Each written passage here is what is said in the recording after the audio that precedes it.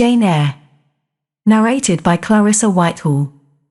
Chapter 16. I both wished and feared to see Mr. Rochester on the day which followed this sleepless night. I wanted to hear his voice again, yet feared to meet his eye. During the early part of the morning, I momentarily expected his coming. He was not in the frequent habit of entering the schoolroom, but he did step in for a few minutes sometimes, and I had the impression that he was sure to visit it that day.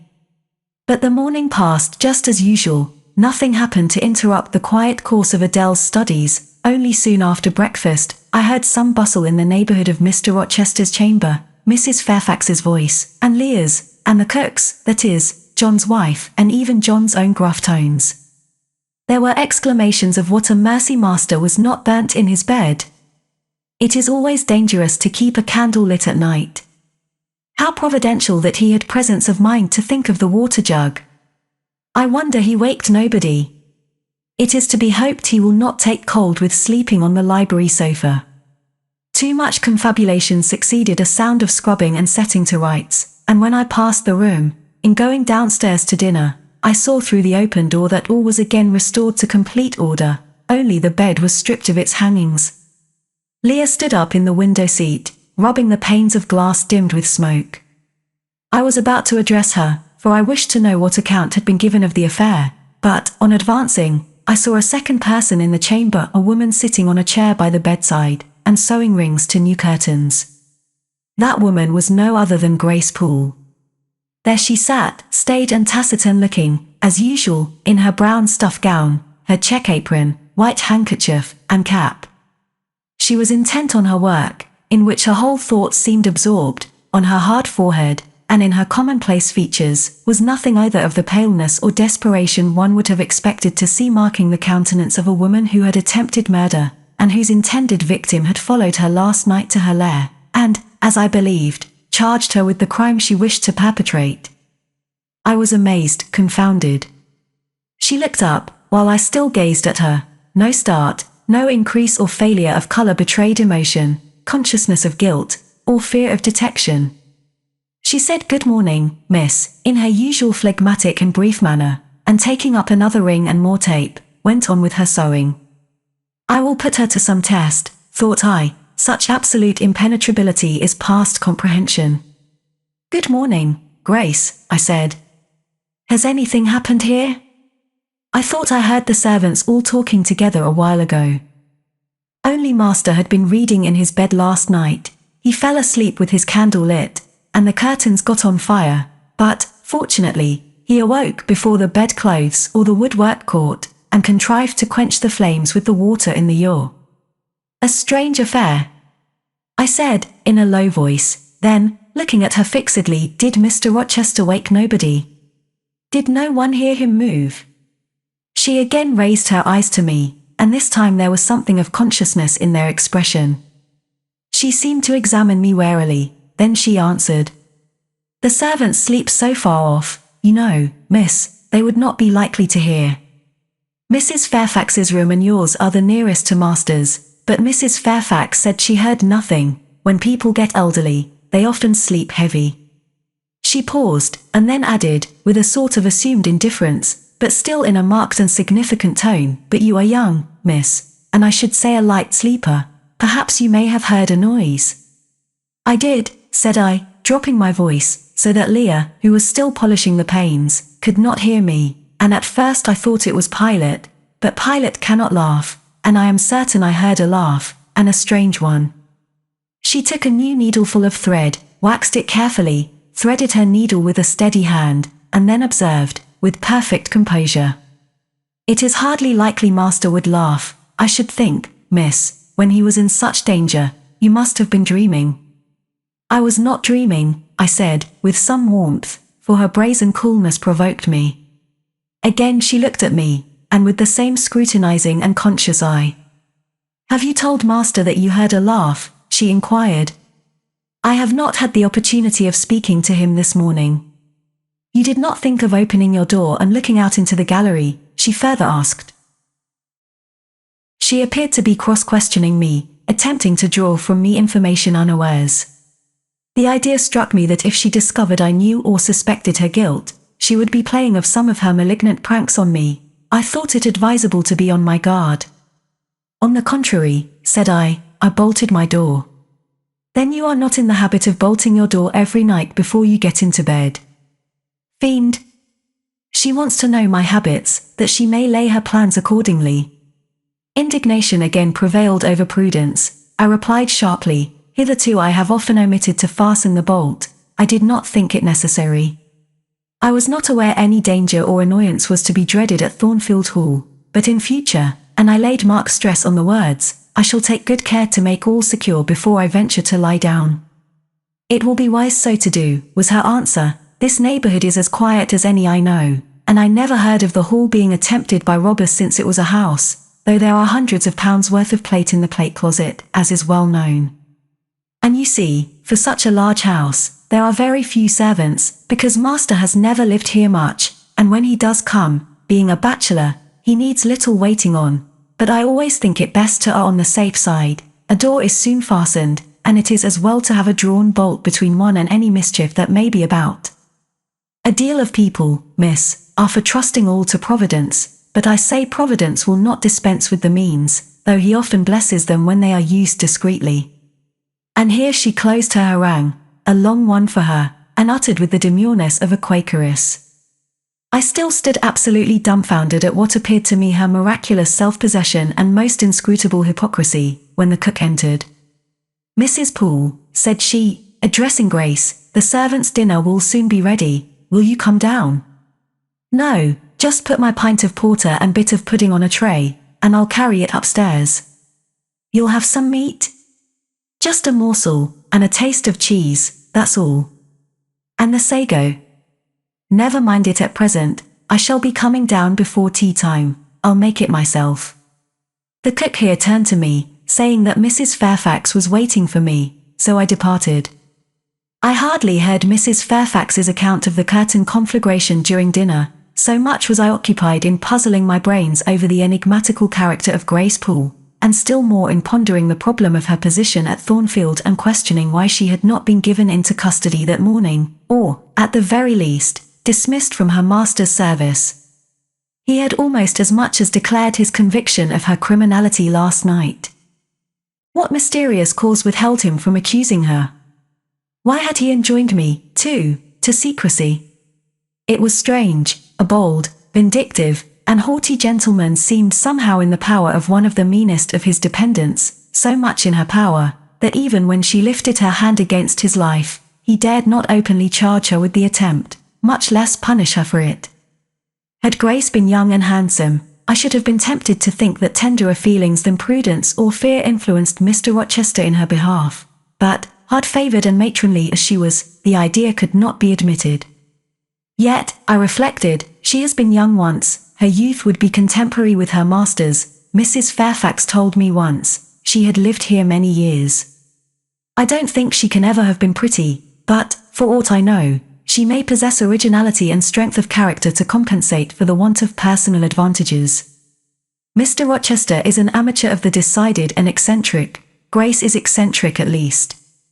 What if a former caprice, a freak very possible to a nature so sudden and headstrong as his, has delivered him into her power, and she now exercises over his actions a secret influence, the result of his own indiscretion, which he cannot shake off, and dare not disregard? But, having reached this point of conjecture, Mrs. Poole's square, flat figure, and uncomely, dry, even coarse face, recurred so distinctly to my mind's eye, that I thought, no, impossible. My supposition cannot be correct. Yet, suggested the secret voice which talks to us in our own hearts, you are not beautiful either, and perhaps Mr. Rochester approves you. At any rate, you have often felt as if he did, and last night remember his words, remember his look, remember his voice. I well remembered all, language, glance, and tone seemed at the moment vividly renewed. I was now in the schoolroom, Adele was drawing, I bent over her and directed her pencil. She looked up with a sort of start. Tu avez vaus, mademoiselle, said she. Vos doigts tremblent comme la feuille, et vos yeux sont rouges, mais, rouges comme des cerises. I am hot, Adele, with stooping. She went on sketching, I went on thinking. I hastened to drive from my mind the hateful notion I had been conceiving respecting Grace Poole. It disgusted me.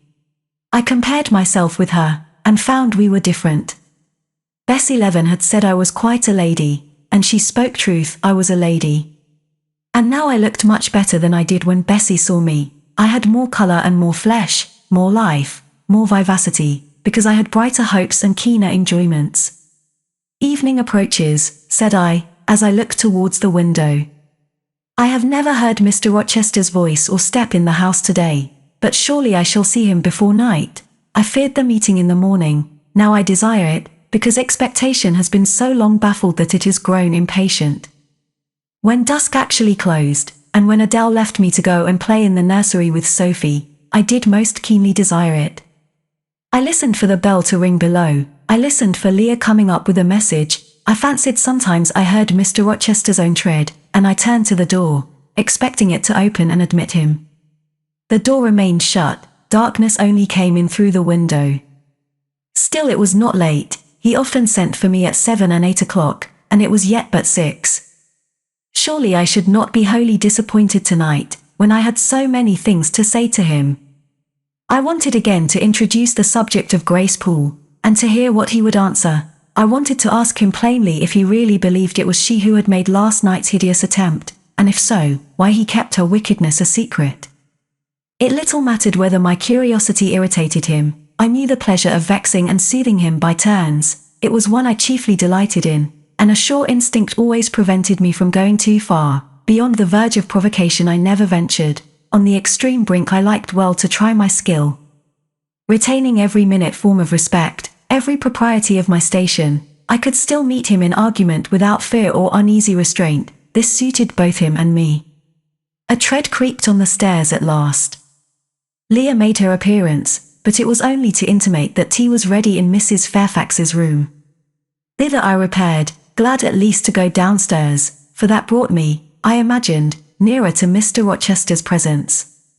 "You must want your tea," said the good lady, as I joined her. "You ate so little at dinner." "I am afraid," she continued, "you are not well today, you look flushed and feverish." "Oh, quite well. I never felt better." "Then you must prove it by evincing a good appetite. Will you fill the teapot while I knit off this needle?" Having completed her task, she rose to draw down the blind, which she had hitherto kept up, by way, I suppose, of making the most of daylight, though dusk was now fast deepening into total obscurity. "It is fair tonight," said she, as she looked through the panes, "though not starlight. Mr. Rochester has, on the whole, had a favourable day for his journey." "Journey? Is Mr. Rochester gone anywhere?" "I did not know he was out." "Oh, he set off the moment he had breakfasted." "He has gone to the Leas, Mr. Eshton's place, 10 miles on the other side Millcote. I believe there is quite a party assembled there, Lord Ingram, Sir George Lynn, Colonel Dent, and others." "Do you expect him back tonight?" "No, nor tomorrow either. I should think he is very likely to stay a week or more. When these fine, fashionable people get together, they are so surrounded by elegance and gaiety, so well provided with all that can please and entertain, they are in no hurry to separate. Gentlemen especially are often in request on such occasions, and Mr. Rochester is so talented and so lively in society, that I believe he is a general favourite. The ladies are very fond of him, though you would not think his appearance calculated to recommend him particularly in their eyes, but I suppose his acquirements and abilities, perhaps his wealth and good blood, make amends for any little fault of look." "Are there ladies at the Leas?" "There are Mrs. Eshton and her 3 daughters, very elegant young ladies indeed, and there are the Honourable Blanche and Mary Ingram, most beautiful women, I suppose. Indeed I have seen Blanche, 6 or 7 years since, when she was a girl of 18. She came here to a Christmas ball and party Mr. Rochester gave. You should have seen the dining room that day, how richly it was decorated, how brilliantly lit up. I should think there were 50 ladies and gentlemen present, all of the first county families, and Miss Ingram was considered the belle of the evening." "You saw her, you say, Mrs. Fairfax. What was she like?" "Yes, I saw her.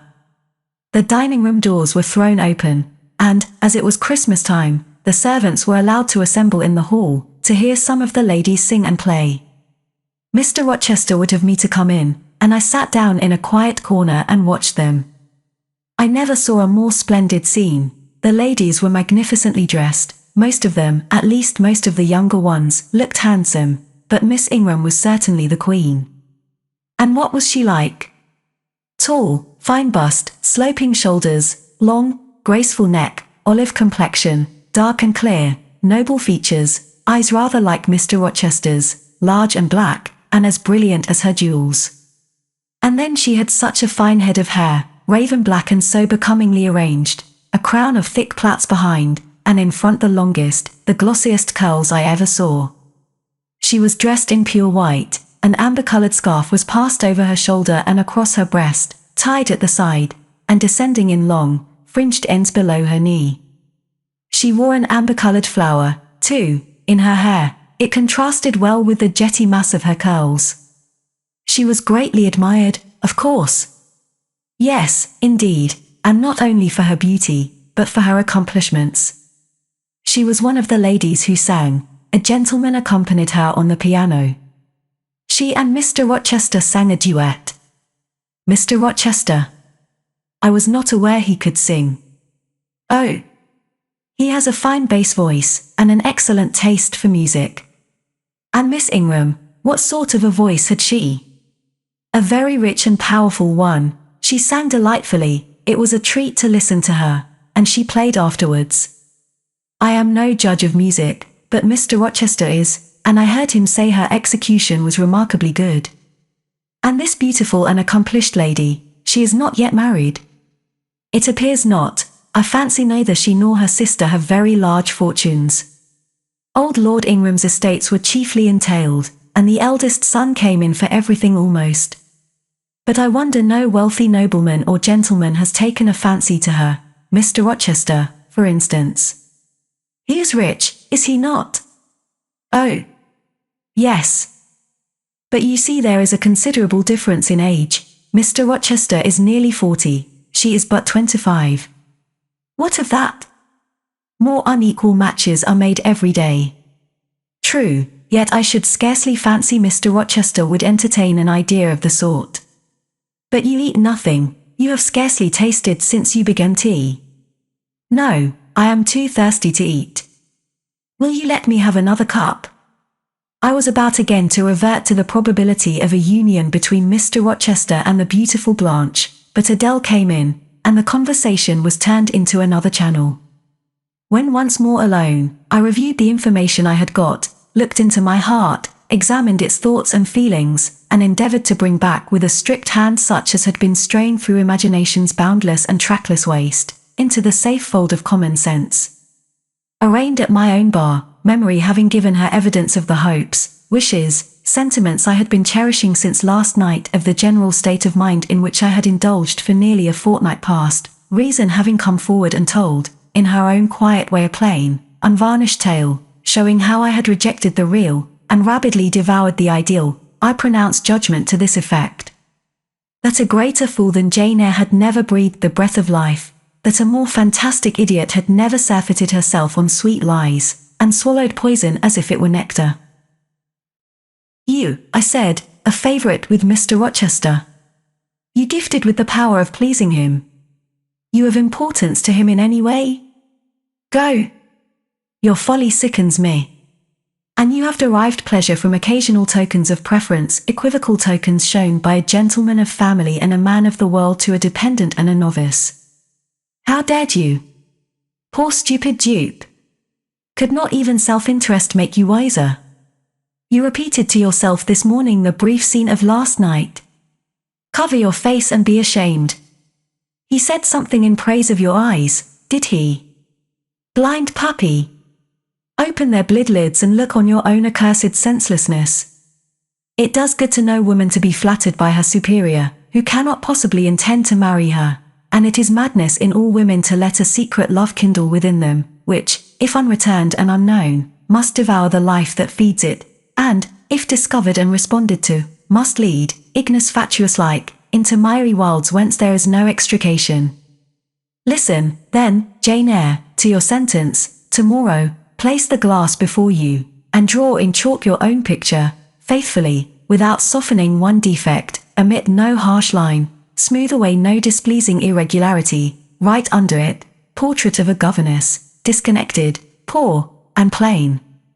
Afterwards, take a piece of smooth ivory you have one prepared in your drawing box, take your palette, mix your freshest, finest, clearest tints, choose your most delicate camel hair pencils, delineate carefully the loveliest face you can imagine, paint it in your softest shades and sweetest lines, according to the description given by Mrs. Fairfax of Blanching Room. Remember the raven ringlets, the oriental eye. What? You revert to Mr. Rochester as a model.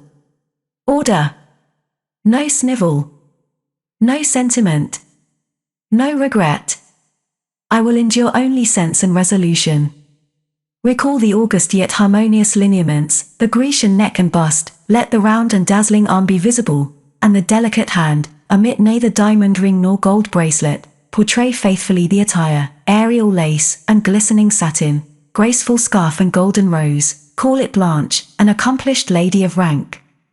Whenever, in future, you should chance to fancy Mr. Rochester thinks well of you, take out these two pictures and compare them. Say, Mr. Rochester might probably win that noble lady's love, if he chose to strive for it. Is it likely he would waste a serious thought on this indigent and insignificant plebeian? I'll do it, I resolved, and having framed this determination, I grew calm and fell asleep. I kept my word. An hour or two sufficed to sketch my own portrait in crayons, and in less than a fortnight I had completed an ivory miniature of an imaginary Blanching Room.